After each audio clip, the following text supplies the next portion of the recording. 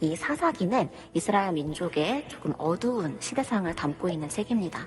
이 사사기를 쓴 사사기의 기자가 이 사사기의 마지막 부분에서 이 시대에 대한 평가를 한 부분을 보면 그것을 좀 더 명확히 볼 수 있는데요. 그때 이스라엘의 왕이 없으므로 사람이 각기 자기의 소견에 옳은 대로 행하였더라. 이 말씀은 사실 조금 아이러니한 말씀입니다. 왜냐하면 하나님께서 아브라함이라는 그들의 조상을 선택하시고 부르셔서 이스라엘 민족을 이루시고 그들을 번성케 하시고 그들을 이끌어서 가나안 땅에 그 약속의 땅에 들어오게 하셨습니다. 그렇기 때문에 그들의 실질적인 왕은 사실 하나님이시고 하나님이 되셔야 하는데 그들에게 왕이 없었다는 이 역설적인 표현을 통해 그리고 그래서 그들이 각자 자기의 소견에 옳은 대로 행하였다는 이 표현을 통해서 그 당시에 이스라엘 사회가 얼마나 혼란스러운 사회였는지를 보여주고 있는 것입니다.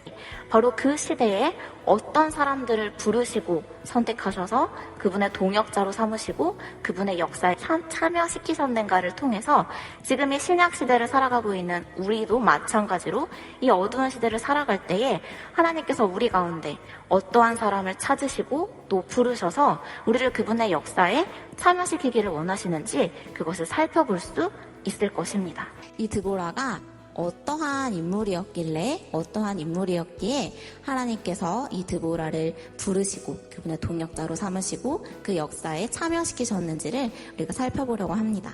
먼저 첫째, 드보라는 하나님의 말씀이 현실 속에 실제가 되는 사람이었습니다.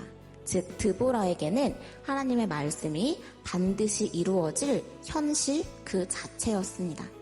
하나님께서는 우리가 무언가 갖추어졌을 때, 우리가 뭔가 믿음이 준비되었을 때, 어떤 우리가 조건이 되었을 때, 능력이 있고 뭔가가 있을 때 우리를 부르시는 것이 지금 아니라고 말해주고 있습니다. 우리가 하나님께 부르심을 받고 나면 당장 우리의 상태가 조금 더 나은 상태로 변화되거나 혹은 우리의 상황이 빠른 시일 내에 뭔가 좀 더 나은 상황으로 변화될 것이라고 기대합니다. 하지만 지금 이 성경에서 고린도전서에서 말하고 있는 것은 우리의 상황과 처지와는 상관없이 중요한 것은 바로 하나님께서 우리를 부르신 그 자리, 바로 그 자리에서 우리가 하나님과 함께 있는가 하는 것이라는 것을 우리에게 말해주고 있는 것입니다. 드보라는 하나님의 동역자이자 이웃과 공동체의 중보자였습니다.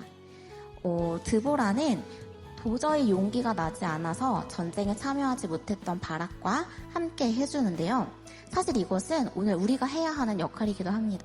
그녀는 이 이스라엘 백성들을 향하신 하나님의 마음과 그 뜻과 계획을 알았기에 그 일에 참여한 것입니다. 하나님께서 천지를 창조하시고 이 세상을 만드셨을 때, 그리고 빛을 만드셨을 때 빛과 어둠을 구분하셨지만 그 어둠을 완전히 없애지 않으셨습니다. 그래서 우리가 살아가는 이 세상 속에는 그 수많은 어둠들이 존재하고 있습니다. 우리가 살아가는 이 현실 속에는 그 어두움이 있습니다. 그러나 우리에게 빛 대신 하나님의 그 말씀이 우리 삶 속에 실제가 되어서 우리가 그 빛 대신 말씀을 따라 살아갈 때에 우리는 여전히 신실하게 그 빛으로 일하고 계신 하나님의 그 역사에 동참하게 될 것입니다. 그리고 영광의 면류관을 받는 자들로 자라날 것입니다.